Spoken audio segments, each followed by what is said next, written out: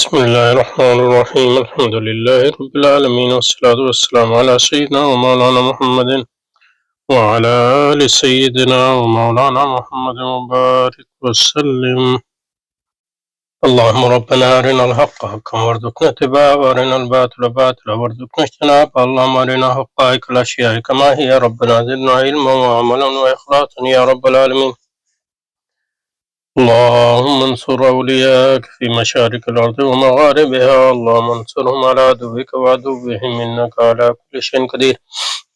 اللهم فرج عنا وعن إخواننا في مشارق الأرض ومغاربها. اللهم نفس كربنا وكربهم وثبت أقدامنا وأقدامهم والطف بنا وبهم يا أرحم الراحمين يا رب العالمين. وصلى وسلم على سيدنا محمد وعلى آل سيدنا محمد وبارك وسلم وصلى عليه.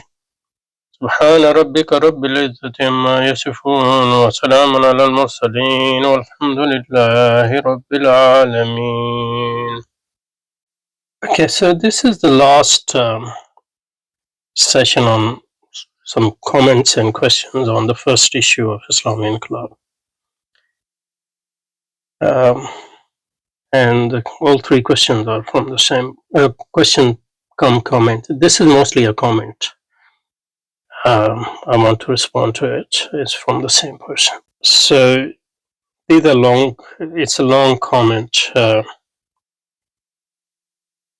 I'm going to read them, respond to them as I go along. Okay, Bismillah. So this is also from the editorial, and the editorial was written in Urdu, but also a translation is also included in the issue.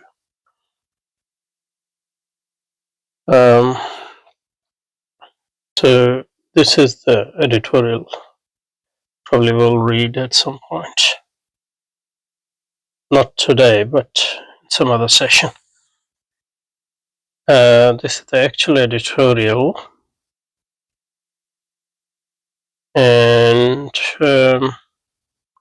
And then its translation is also included in the issue. So that's the English editorial or English translation of the editorial.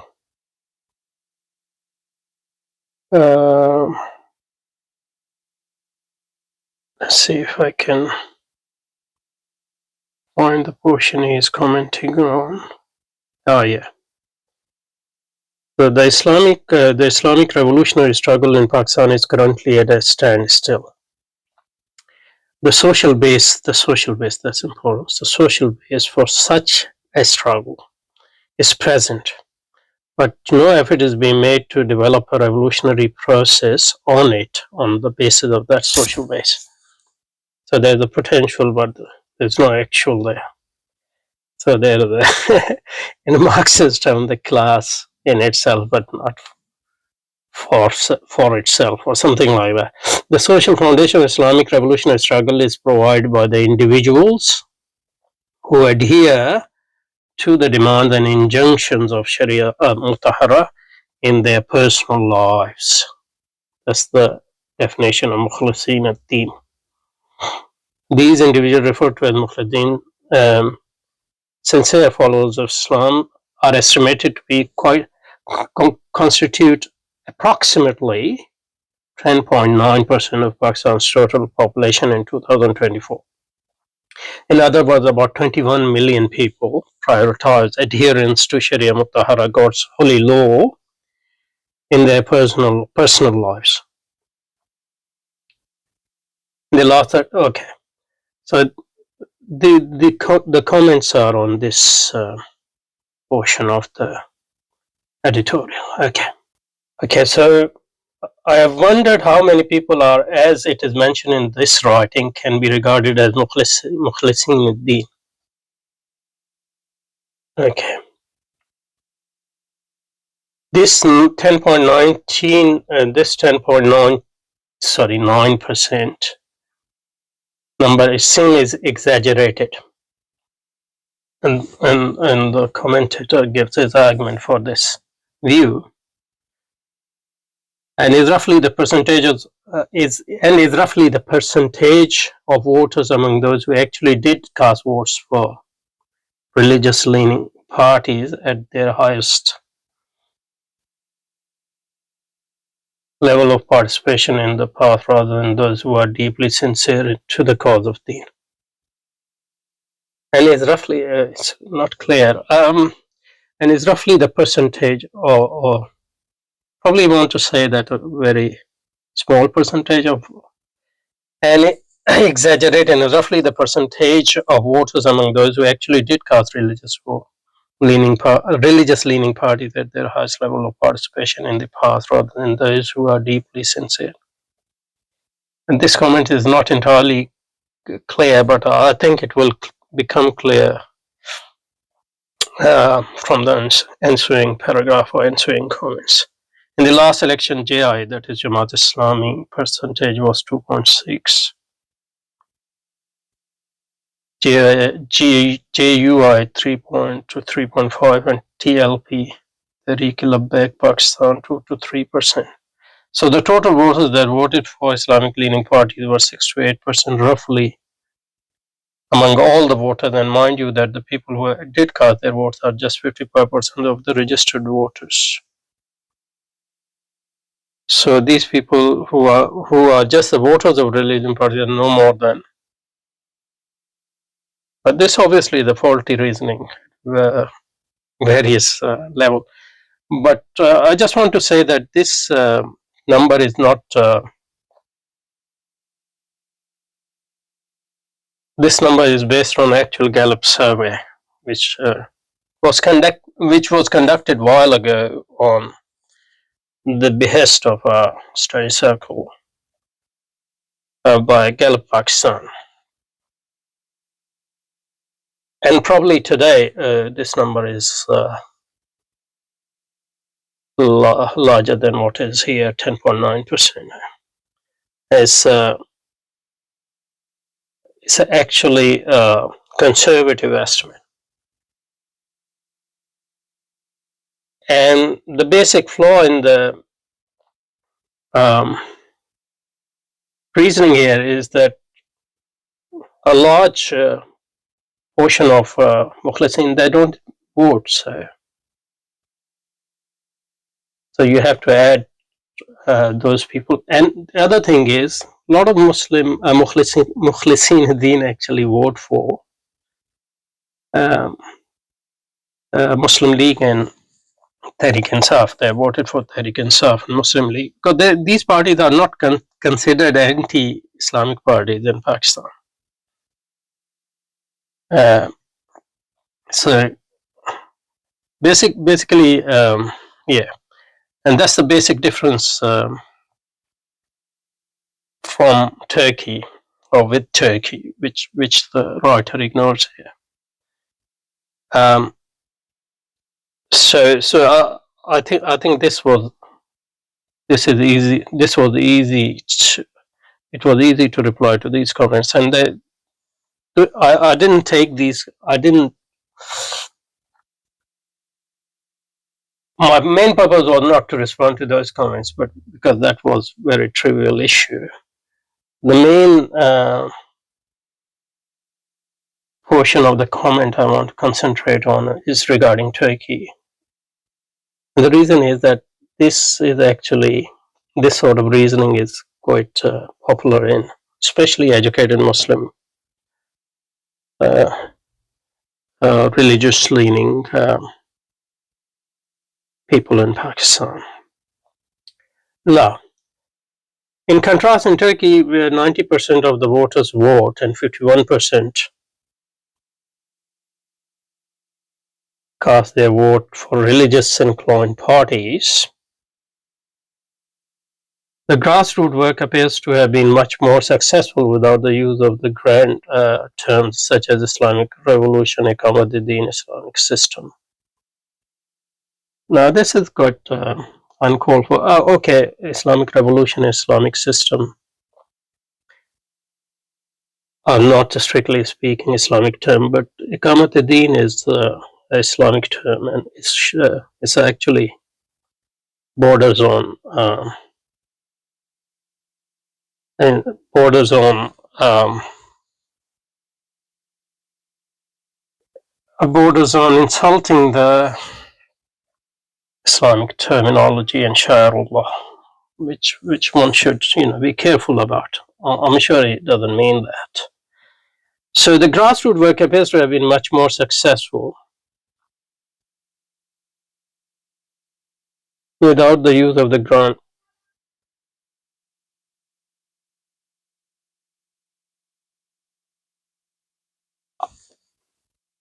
I mean, just because people vote in Turkey doesn't prove that the grassroots work has been much more successful.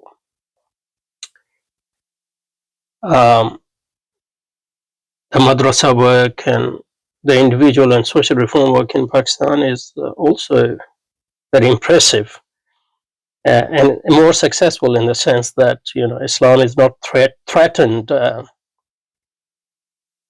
in Pakistan as it is or has been in Turkey throughout its history. And much of this grassroots work in Turkey was compelled to be underground. Um, and that's one of the reasons that's, as will become clear, that's one of the reasons why, despite the internal differences, the Turkish Islamic groups, they naturally um,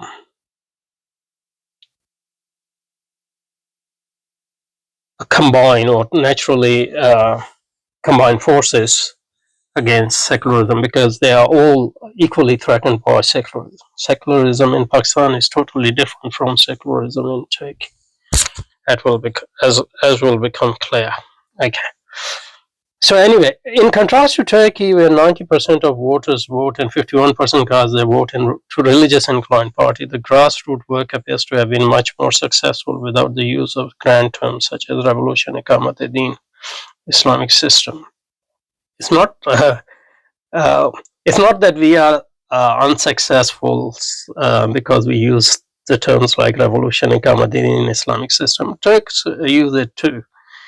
Um, um,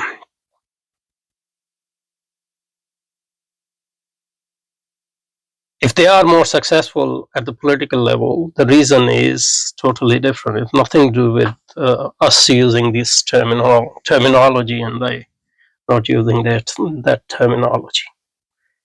In fact, the success in Turkish, the so-called success in Turkey is just to take Turkey to the level of Pakistan. I think they aren't even at the level of Pakistan at the moment. They still need 50 more years to go to the level of Pakistan, um, as will become clear. So it's a total misreading of Turkish situation. In contrast, in Turkey, where 90% of voters vote and 51% cast their vote for religious inclined parties, the grassroots work appears to have been much more successful without the use of grand terms such as revolution, Iqamat-e-Deen, Islamic system. So much so that enough people come out on the streets when the last coup took place to make it unsuccessful.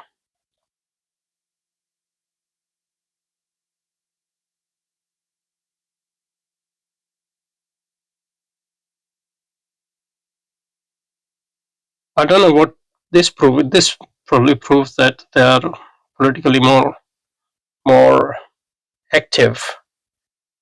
Doesn't prove that. Doesn't prove anything else. And because they are in government and they have the power of government, and the coup was conducted by a small portion of army. And obviously, there are a large portion of religious people who know how precious those freedoms are, which they have won through 50 years or 60 years of sacrifices.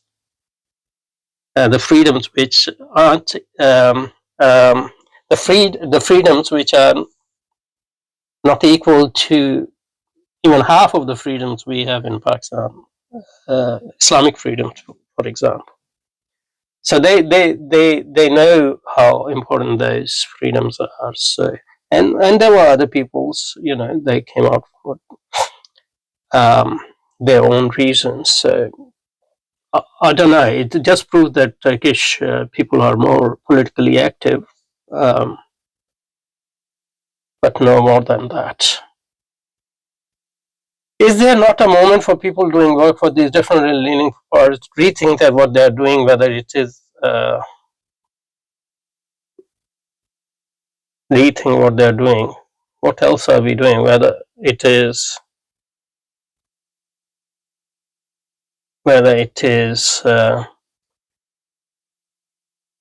not in the right. Like we should always revise our strategies, etc. And people are always revise their strategies. But that has nothing to do with Turkish example.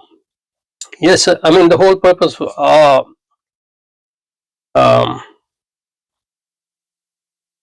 intervention in our study circle is to persuade Islamic parties to revise their strategies, political strategy. But that doesn't mean that we don't recognize their social and individual level successes in Pakistan. What we are saying is that those individual level and social successes are not translating into state level and government level successes because of the misconception about the misconception about the Pakistani state. That's the main thing, and the misconception about the misconception about secularism and nationalism and all that.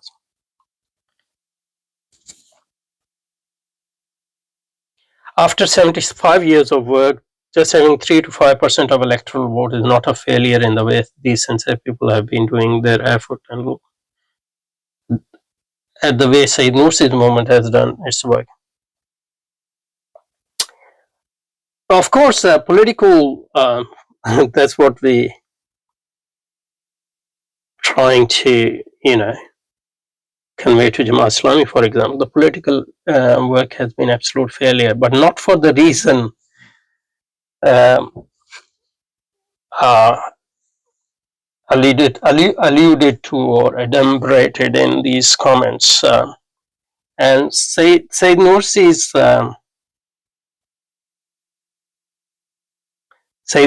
movement, and it's not a single movement, there are many Nursis and Nurja, as they are called in Turkey. There are lessons for them, but there are different lessons than the lessons about the political level work. Of course, in Pakistan, politically, Islamic parties' work is failure, but not for the reasons, not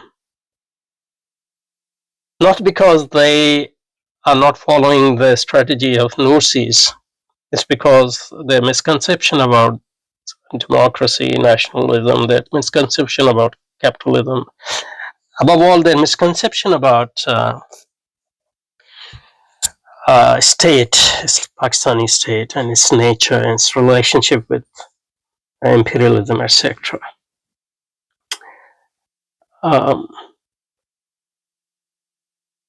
Okay, and the whole purpose of our journal is to, develop an argument for an alternative strategy.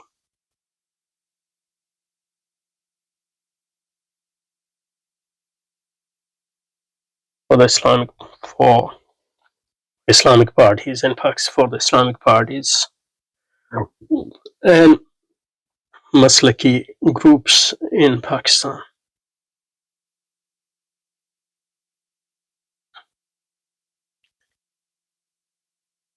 And the crux of that alternative idea is that they should first form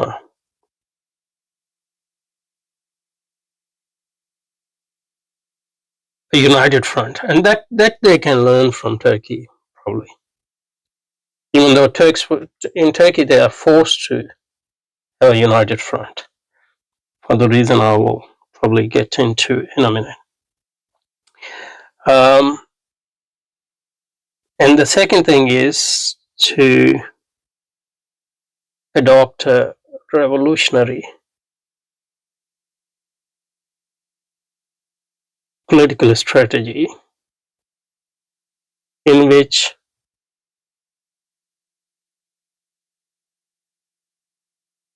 the real political work should be not participation, not the main political work should not be the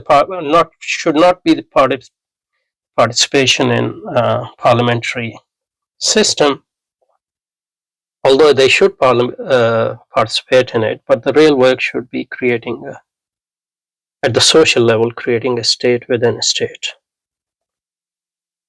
And participation in parliament is work, democratic process should be provide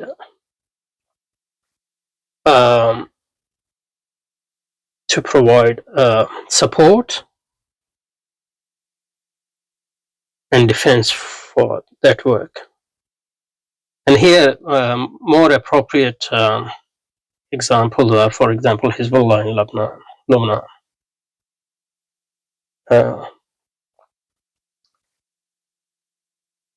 And the third thing is to integrate social level work, individual work to political work. Integrate all these three struggles together and translate them into this work. And that's where we have been lacking. We haven't been lagging behind Turkey in social and individual level work. Now, I want to say something about Turkey, because obviously there are a lot of misconception about Turkey in Pakistan, as well as in the Arab world, as well as among Muslims living in America and Europe and all the Western countries. There's a fundamental difference between Turkish and Pakistani state.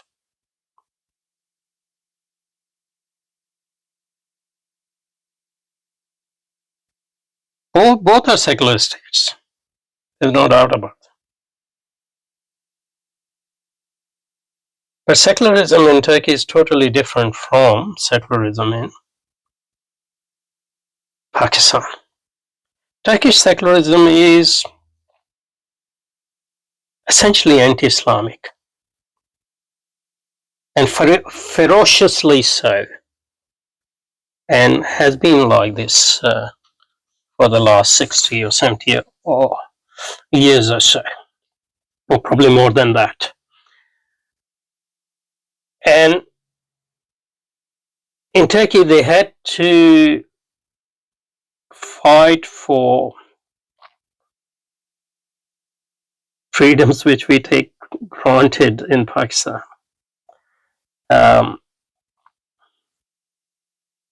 So, for example, all mosques in Turkey are under government.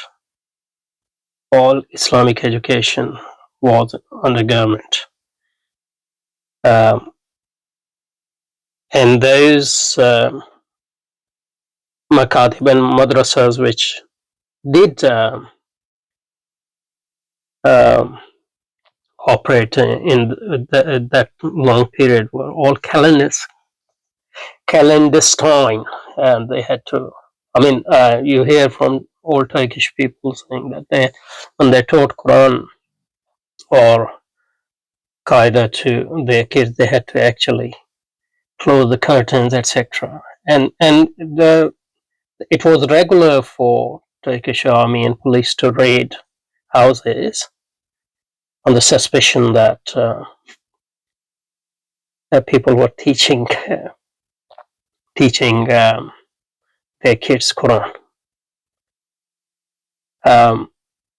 So how can you compare this situation to Pakistan? I mean, one of the crowning, and it took, I think, a long time for them to actually implement it. One of the crowning achievements of Erdogan and his party was that Muslim girls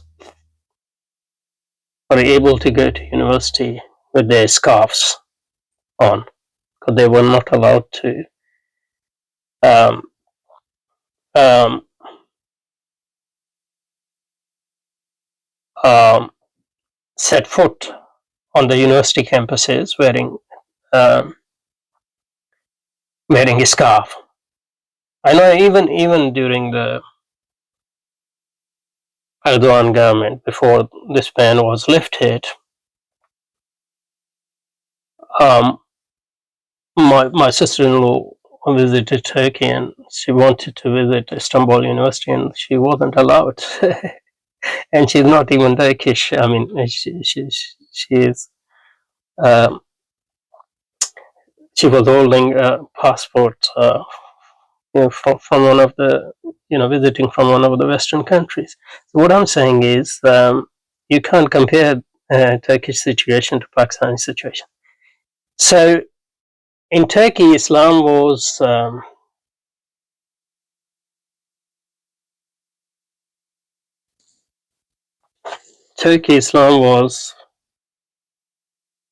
faced with anti-Islamic, most of the time ferociously anti-Islamic state, which, although didn't reject Islam as a religion as such, because official Islam was part of Turkishness, even for that secular state. But what that Islam was tightly controlled and defined by that state, and any activity outside was not tolerated. Islamic symbols were banned. Obviously, time Azan was banned. Arabic um, Arabic writing was banned, etc., etc. So in that context, it was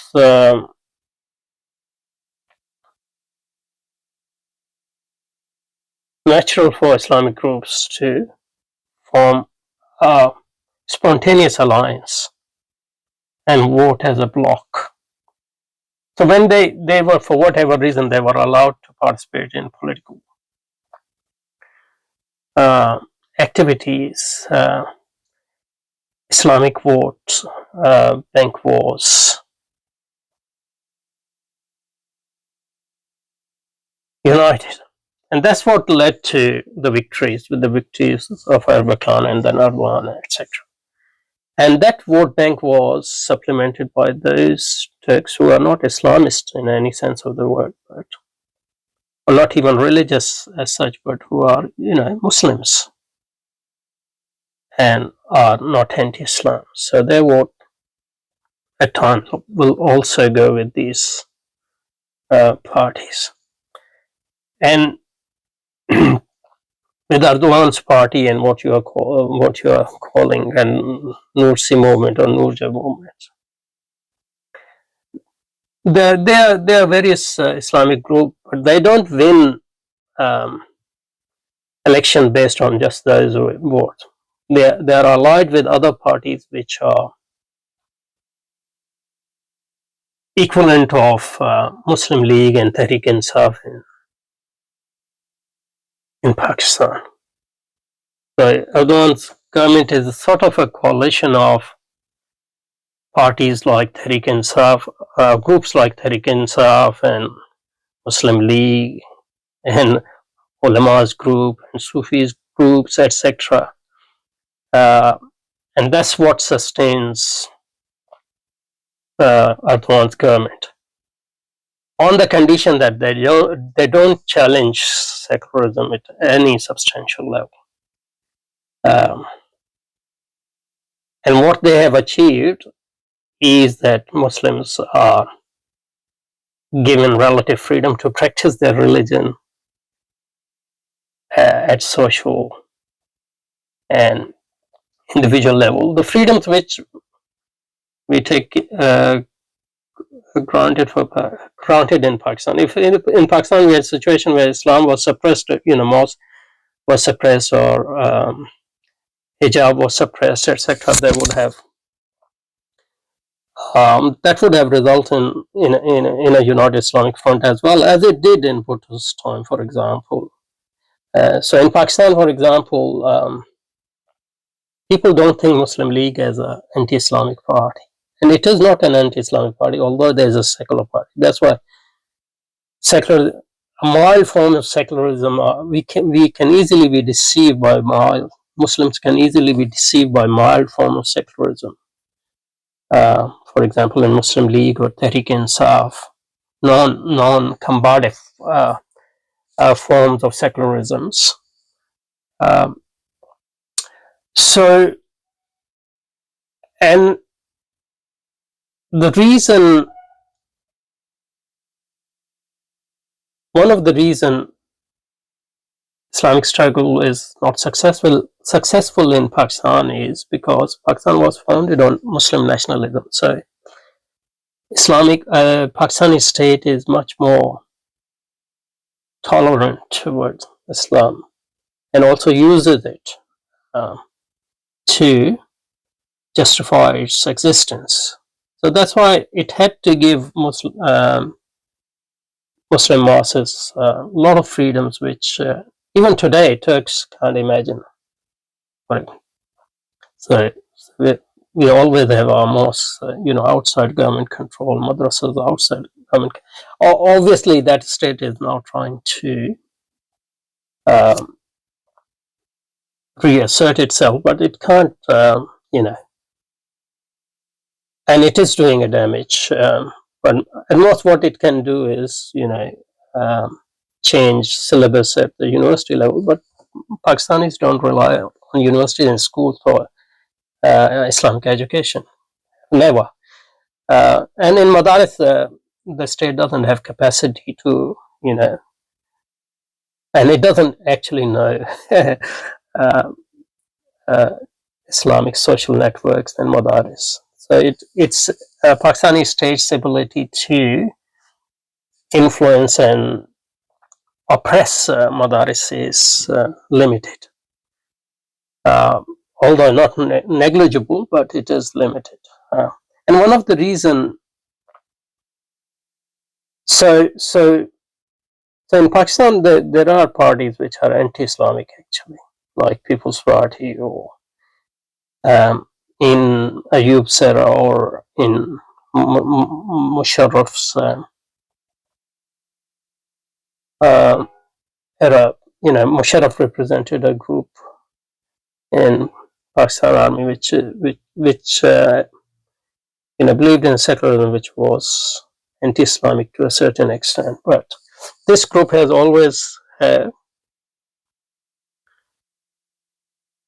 was never had an absolute majority, especially at the social level. Never had the power to threaten Islam. So the basic difference in Pakistan and Turkish social and political system is that in Turkey, Islam is always threatened at the personal and social level, at the very basic level of Sha'ir-e-Deen, at the level of Azan and Namaz and Quran, and even his scarf. On the other hand, Pakistan has never been threatened at this level, and whenever it has been, even whenever there has been, any inkling or any signs of such a situation, Pakistanis have, Pakistani religious groups have united and try to combat that, be that in Ayub's era or Bhutto's era, etc. Yeah, so I think I'll stop here. سبحانك اللهم وبحمدك نشهد أن لا إله إلا أنت نستغفرك ونتوب إليك. وصلى وسلم على سيدنا محمد وعلى آل سيدنا محمد وبارك وسلم.